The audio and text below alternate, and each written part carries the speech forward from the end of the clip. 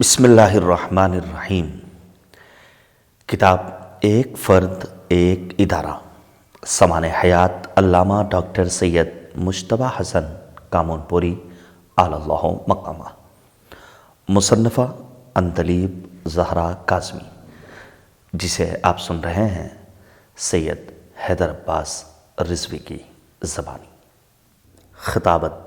یہ فخر کم ہی لوگوں کو نصیب ہوتا ہے کہ وہ بہترین صاحب قلم ہونے کے ساتھ ساتھ اعلیٰ درجے کے مقرر بھی ہوں۔ سرکار موصوف میں یہ دونوں وصف مکمل طور پر موجود تھے۔ آپ نے بہت کم عمری سے ہی مجالس و محافل میں تقریر کرنی شروع کر دی تھی اور بہت جلد ہی آپ نے اپنے دلکش بیان سے ملک بھر میں دھوم مچا دی تھی۔ ملک بھر کے دور دراز قریب و نزدیک مقامات سے آپ کو مدعو کیا جانے لگا۔ اس زمانے کی چند مجلسوں کے اعلانات اس وقت میرے سامنے ہیں، جن میں سے صرف تو پیش کیے جاتے ہیں۔ محلہ دریا آباد شہر الہ آباد میں علامہ مشرق کے انقلاب آفرین بیانات۔ مورخ اسلام علامہ مشرق عالی جناب ڈاکٹر سید مجتبیٰ حسن صاحب قبلہ مجتہد پی ایچ ڈی، جو فلسفے کے ماہر ترین عالم ہیں، جنہوں نے 4 سال تک مصر اور دیگر بلاد اسلامیہ کی علمی اور مذہبی زندگی میں نہ صرف محض شرکت کی ہے بلکہ وہاں کے سرکاری اور قومی کتب خانوں کی بہترین کتابوں کا بنظر غیر مطالعہ فرمایا ہے۔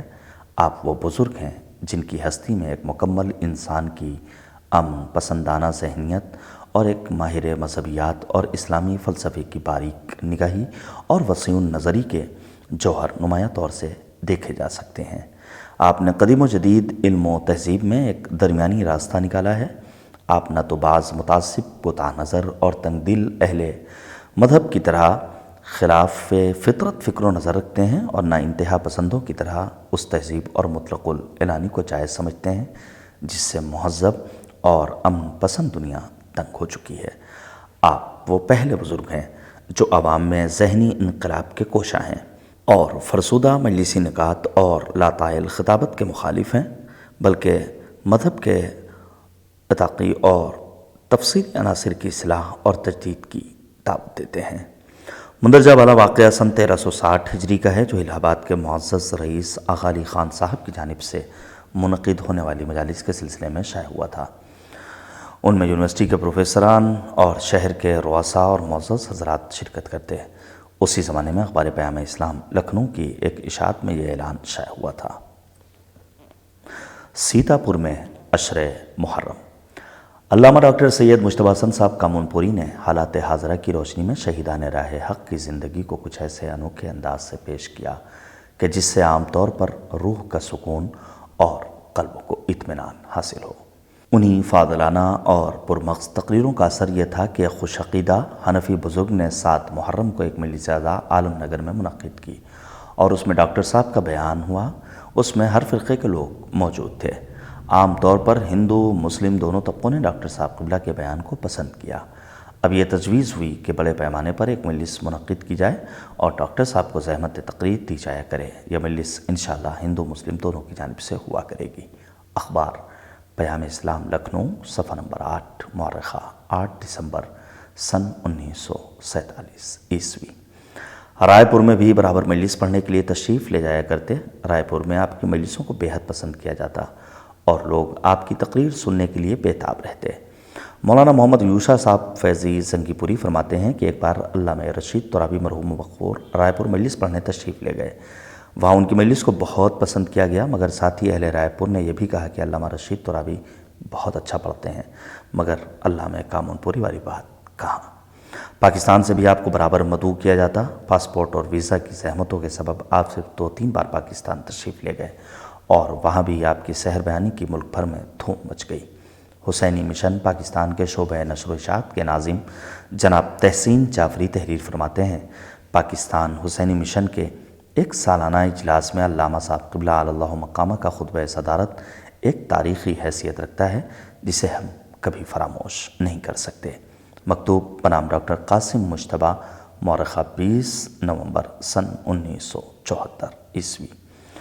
اردو کے علاوہ عربی فارسی میں بھی تقریر کرنے کا زبردست ملکہ تھا۔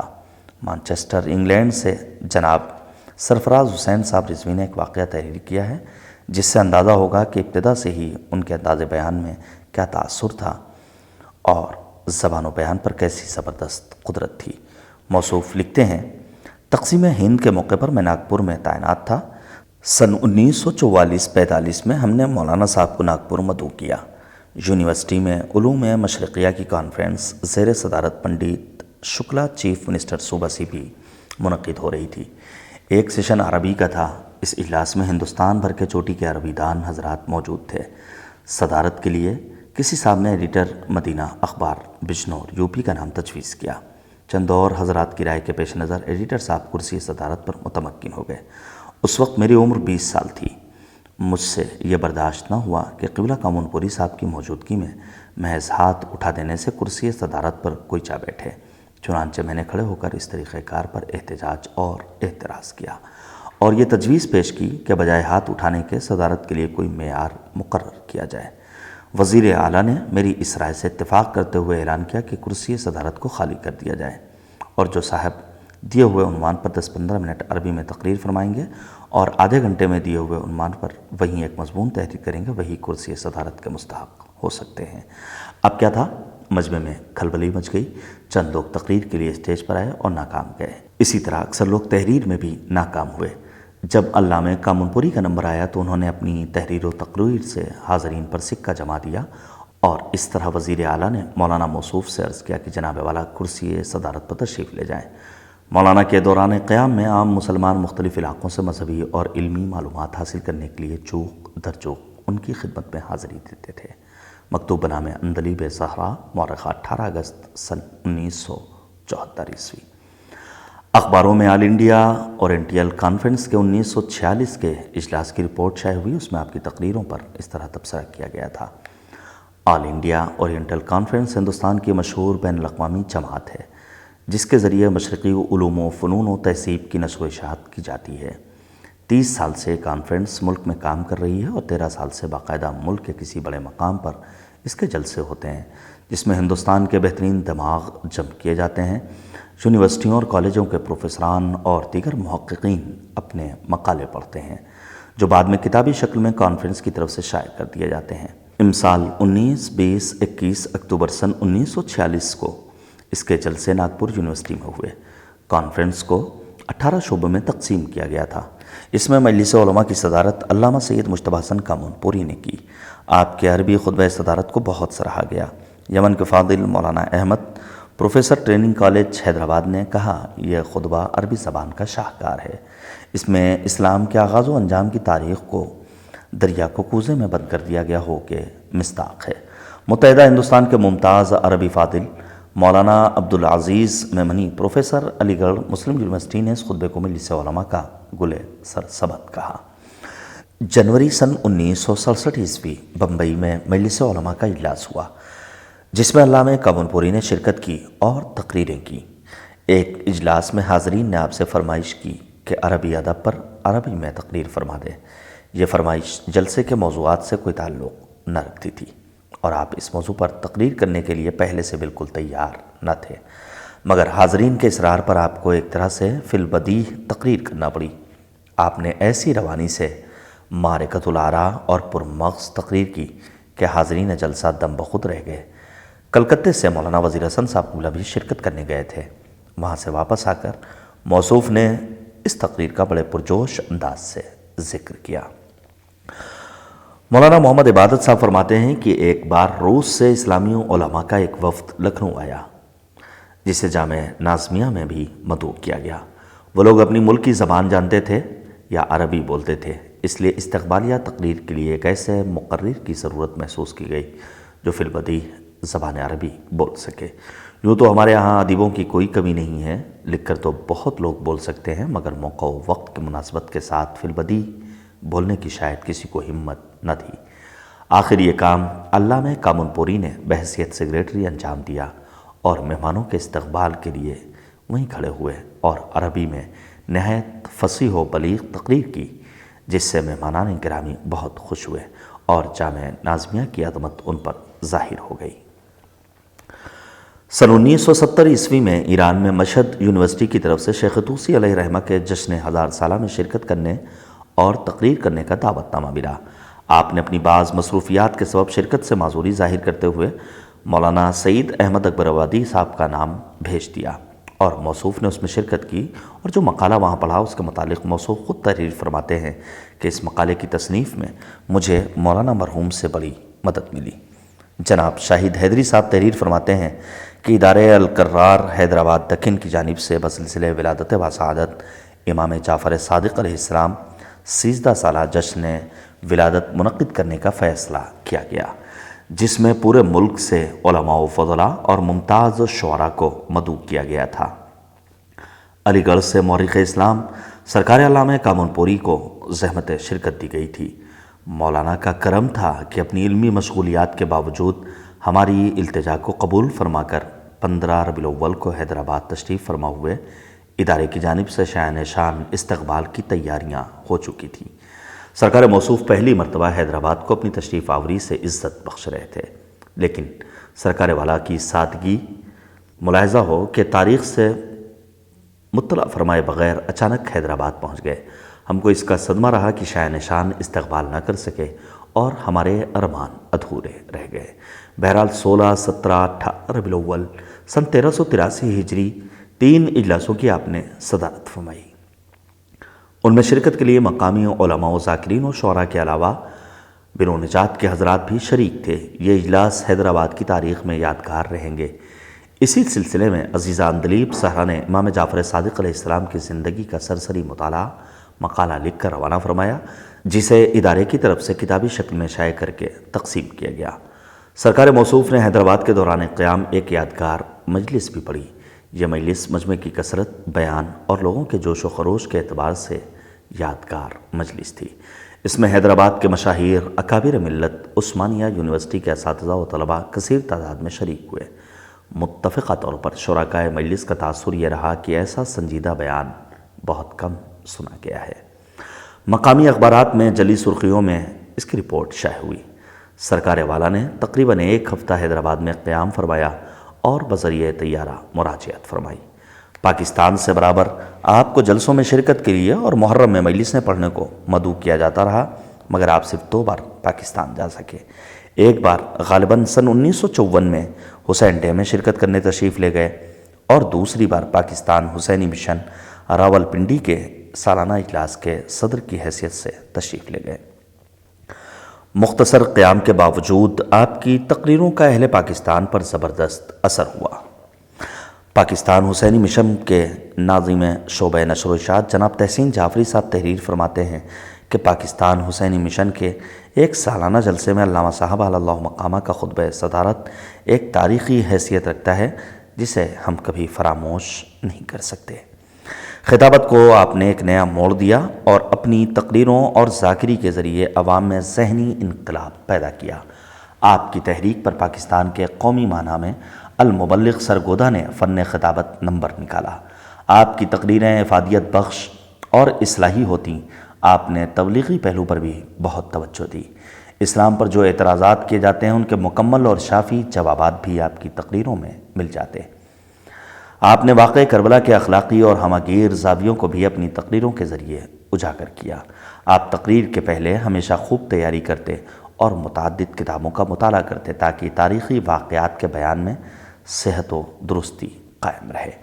آپ نے سستی شہرت کے حصول اور عوام کی واہ واہ کی خاطر کبھی غلط تاریخی واقعات یا عام بات نہ کہی، بلکہ ہمیشہ اپنے اصول کو پیش نظر رکھا۔ اکثر آپ ایسے موضوعات بھی زیر بحث لاتے جن کی طرف مقررین نے توجہ نہیں دی۔ آپ کی زندگی کی آخری یادگار تقریر چہلم کی مجلس ہے جو آپ نے علی گڑھ میں کی تھی۔ تقریر کا موضوع چہلم قرار دے کر اس کی ابتدا سے تاریخ بیان کی اور چہلم کی اہمیت و ضرورت کو اجاگر کیا۔ کچھ لوگوں سے میں نے سنا ہے کہ یہ ایک یادگار مجلس تھی۔ کافی دنوں سے آپ نے مجلسیں پڑھنا بہت کم کر دیا تھا۔ اس کے بہت سے اسباب تھے۔ خرابی صحت بھی مانے رہتی، ملک بھر سے دعوت نامے آتے اور شدید تقاضے کیے جاتے، مگر آپ معذرت کر لیتے اور صرف خاص موقعوں پر تقریر کرتے۔ ہندوستان میں موجودہ طرز ذاکری کا جو رواج چل پڑا ہے اس سے آپ رنجیدہ رہتے۔ ہماری شیعہ قوم بدقسمتی سے گروبندی کا شکار ہو گئی ہے، جس کا اثر نمایاں طور پر پڑا ہے۔ اس سے زیادہ افسوس کی بات یہ ہے کہ علی گڑھ جیسی علم پرور سرزمین میں بھی یہ وبا پھیل چکی ہے۔ قوم کی اس نادانی کا شکار آپ کو بھی ہونا پڑا ہے۔ ایسا بھی ہوا ہے کہ آپ کی تقریر سے پہلے ہی حاضرین نے تہیہ کر لیا کہ ان کی مجلس خراب کریں گے، گویا ان مجالس کے انعقاد کا مقصد امام مظلوم کا غم منانا نہیں بلکہ مقرر و ذاکر کی شہرت اور ہر دل عزیزی کم کرنا یا بڑھانا ہے۔ اب ہماری مجلسوں میں اکثر یہ ہوتا ہے کہ اگر ذاکر حاضرین کے گروپ کا ہے تو ساری فضا پورے وقت واہ واہ کیا بات فرمائی ہے وغیرہ وغیرہ کے نعروں سے گونجتی ہے، اور مصائب کے وقت تقریر سننے کی زحمت گوارہ کیے بغیر زور و شور سے آہ و فغاں ہوتا ہے، اور اچھے ذاکر کی کامیابی کی یہی دلیل مان لی جاتی ہے۔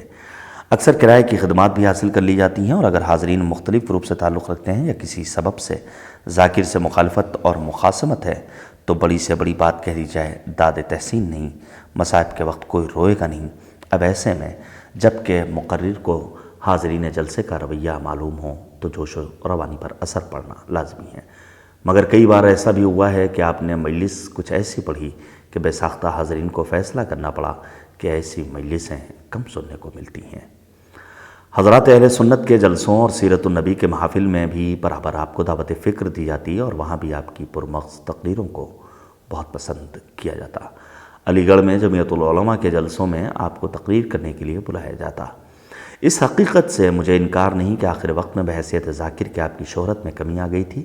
اس کی وجہ صرف یہ تھی کہ آپ نے کئی وجوہ کی بنا پر ذاکری کو ایک طرح سے چھوڑ دیا تھا، تاہم آپ کی تقریروں کا جو رنگ ذہنوں پر جم چکا تھا اور جن لوگوں نے آپ کی معرکۃ الآراء اور جوشیلی تقریریں سنی ہیں وہ آپ کو بھولے نہیں تھے، اور برابر بڑے اصرار سے ملک کے مختلف گوشوں سے آپ سے فرمائش کی جاتی، اور کبھی کبھی آپ مجلس پڑھنے تشریف لے آتے، آخر عمر تک بے حد روانی اور جوش کے ساتھ بولتے، آواز میں جوانوں جیسی تازگی اور ولولہ ہوتا تھا۔ آخر میں صرف ان 2 مجالس کا ذکر کروں گی جن میں آپ تقریر کرنے والے تھے اور مؤمنین بے حد بے چینی سے منتظر تھے، مگر افسوس کہ ان کا یہ انتظار دائمی انتظار بن گیا۔ لندن سے مؤمنین کا کافی اصرار ہو رہا تھا کہ آپ وہاں تقریر کے لیے تشریف لے جائیں، تبلیغ دین فرمائیں تاکہ وہاں کے مسلمان شیعی نقطہ نگاہ سے پوری طرح واقف ہو جائیں۔ اس سلسلے میں مانچسٹر سے جعفری ایسوسی ایشن آف گریٹ مانچسٹر کے صدر جناب سرفراز حسین صاحب اور نائب صدر ڈاکٹر زیڈ حسین اور جناب فتحیاب حسین صاحب کے متعدد خطوط آپ کی خدمت میں آتے اور آپ نے وہاں جانا منظور بھی کر لیا تھا۔ Birmingham, Bradford, Manchester, Blackburn وغیرہ میں آپ کی تقاریر کے لیے نہایت اعلیٰ پیمانے پر انتظامات کیے جا رہے تھے۔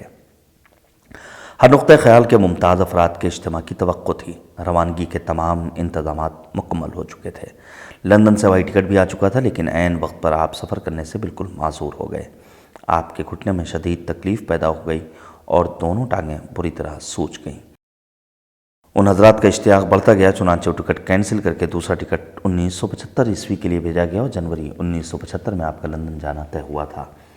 اگست 1974 میں میں نے ان حضرات کو ٹکٹ واپس کرتے ہوئے یہ خبر دی کہ آپ جس کے منتظر تھے وہ بہت دور چلا گیا۔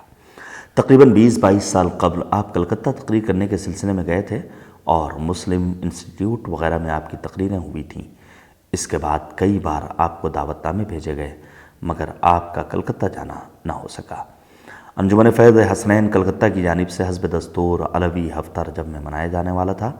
اس کے لیے مومنین کلکتہ کے امام پر مولانا جناب محمد یوشا صاحب قبلہ نے سن 1974 میں کئی خط آپ کو بھیجے۔ اسی زمانے میں آپ علی گڑھ میں منائے جانے والے علی ڈے کی تیاریوں میں مصروف تھے، لہذا آپ نے لکھا کہ اگر آپ لوگوں کا اصرار ہے تو تاریخیں علی ڈے کے بعد رکھی جائیں۔ چنانچہ کلکتہ میں 12 سے 16 اگست سن 1974 عیسوی تاریخیں طے کی گئیں۔ اہل کلکتہ شدت سے آپ کی آمد کے منتظر تھے۔ تقریر کا اعلان بڑے بڑے پوسٹروں کی شکل میں شائع ہو کر تقسیم ہو چکا تھا۔ هو العلی العظیم۔